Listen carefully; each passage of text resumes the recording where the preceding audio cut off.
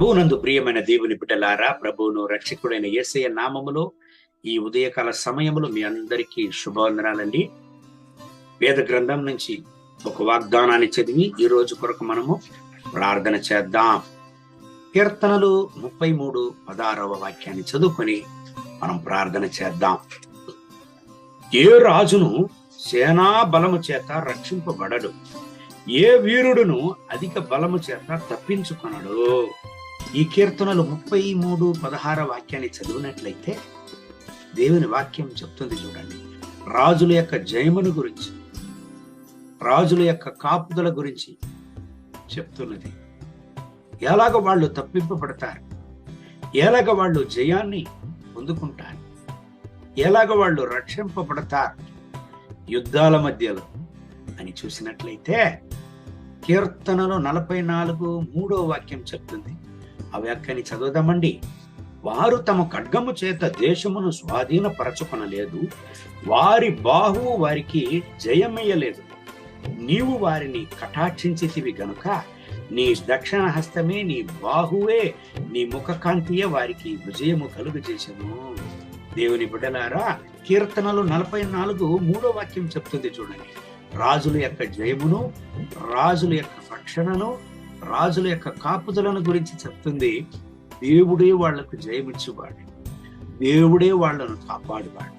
ఈ ఉదయకాల సమయంలో ప్రియమైన దేవుని బిడ్డలారా, మీరు కూడా అనేక పోరాటాలు, మీ జీవితమే ఒక యుద్ధ భూమి అయి, ఎప్పుడు ఈ యుద్ధము ముగింపబడబోతుంది, ఎప్పుడు ఈ దుఃఖము నా నుంచి తొలగబోతుంది, ఎప్పుడు ఒక జయాన్ని చూడబోతున్నాను, ఎప్పుడు ఒక రక్షణను నేను చూడబోతున్నాను, ఎప్పుడు నా యొక్క కలతలు మారి ఒక సమాధానాన్ని నేను అనుభవించబోతున్నాను అని ఒకవేళ ఎదురు చూస్తూ మీరు ఉంటున్నారా?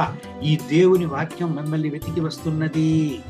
మీ పోరాటముల మధ్య, మీ యొక్క యుద్ధముల మధ్య, మీ సమస్యల మధ్య, మీ కన్నీటి మధ్యలో దేవుడు మిమ్మల్ని కాపాడును, రక్షించును, మీకు జయాన్నిచ్చును. జకర్యా 4:6 చెప్తుంది. చూడండి, మన శక్తి వల్ల కాదు, సామర్థ్యం వల్ల కాదు, దేవుని యొక్క ఆత్మ వలననే.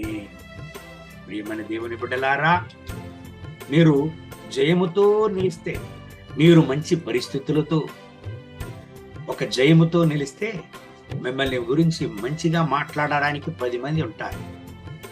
కానీ మీరు అపజయముతో పడిపోయి మీ జీవితమే దుఃఖమయమై మీరు నిలిస్తే మిమ్మల్ని గురించి మాట్లాడేదానికి 10 మంది కాదు, 20 మంది ఉంటారు. ఇదే లోకపు యొక్క ప్రేమ.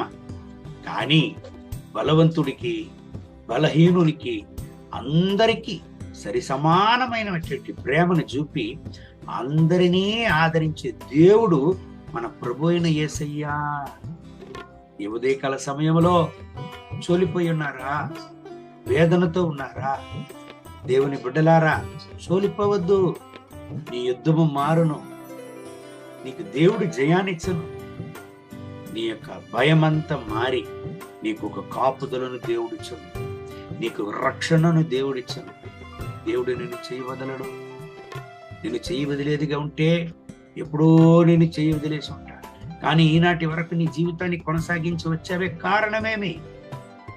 దేవుని యొక్క రక్షణ హస్తం, దేవుని యొక్క దక్షిణ హస్తం నీ పైన ఉన్నందువలన ఈనాటి వరకు ఆయన మిమ్మల్ని నడిపి వచ్చాడు. చోలిపోవద్దు ప్రియమైన దేవుని బిడ్డలారా, ధైర్యాన్ని కోల్పోవద్దు. కీర్తనలో 44:3 వాక్యాన్ని నమ్ము. ఆ దేవుని వాక్యం నీ జీవితములో ప్రాణము కలిగి ఉన్నది. ఆ దేవుని వాక్యము నీ జీవితంలో క్రియ చేయడానికి శక్తి కలిగి ఉన్నది. ఆ దేవుడు నిన్ను ఆదరించను, జయాన్నిచ్చను, నిన్ను కాపాడు. ఈ దేవుని వాగ్దానం ప్రకారం మిమ్మల్ని ఆశీర్వదించి ఈ రోజంతా మిమ్మల్ని నడుపును కాక. కళ్ళు మూసి ప్రార్థన చేద్దామండి. మహోన్నతమైన ప్రభువా, ఈ ఉదయకాల సమయంలో ఈ దేవుని వాక్యాన్ని విని ఈ ప్రార్థనలో ఏకీభవించి ప్రార్థిస్తున్నటువంటి ప్రతి ఒక్క దేవుని బిడ్డల కొరకు నేను ప్రార్థిస్తున్నాను. దేవా, ఈ బిడ్డల్ని ఆశీర్వదించండి, ఈ బిడ్డల్ని నాయన రక్షించండి. ప్రతి ఒక్క ఆపదల నుంచి, ప్రతి ఒక్క యుద్ధ పరిస్థితుల నుంచి ప్రత్యేక పోరాటాల నుంచి, కన్నీటి పరిస్థితుల నుంచి, సమస్యల నుంచి, వేదనల నుంచి, అప్పుల నుంచి, బాధల నుంచి ఈ బిడ్డలను రక్షించండి, కాపాడండి. అంత మాత్రం కాదు, వీళ్ళకు జయానివ్వండి నాయన. మీ కృపాహస్తం వీళ్ళ పని దిగివచ్చును గాక నాయనా. జకర్యా 4:6 ప్రకారం మీరే జయమిచ్చే దేవుడు. కీర్తనలో 44:3 వాక్యం ప్రకారం మీరే జయమిచ్చు దేవుడు. ఈ బిడ్డలకు ఒక గొప్ప అద్భుతాన్ని చేయండి నాయన. మీ కృపా ప్రసన్నత, మీ కృపా హస్తం వీళ్ళపైన దిగివచ్చును గాక. వీళ్ళను రక్షించండి, కాపాడండి. వీళ్ళ కన్నీరు మారును గాక, వీళ్ళ బాధలు, వీళ్ళ వేదనలు మారును గాక. మీ యొక్క ప్రసన్నత వీళ్ళపైన దిగివచ్చి వీళ్ళని ఆదరించును గాక. ఒక అద్భుతాన్ని వీళ్ళకి చెయ్యండి నాయన. వీళ్ళకు ధైర్యాన్ని ఇవ్వండి, వీళ్ళ భయాన్ని నిర్మూలించండి. మీ కృపాహస్తం వీళ్ళని ఆదుకొనని గొప్ప సాక్ష్యంగా వీళ్ళను నిలపండి. అలా చేసేందుకు మహిమ, ఘనత, స్తుతి మీకే చెల్లించుకుంటున్నాం. యేసయ్య నామములో వేడుకుంటున్నాం మా ప్రియ పరలోకపు తండ్రి. ఆమేన్.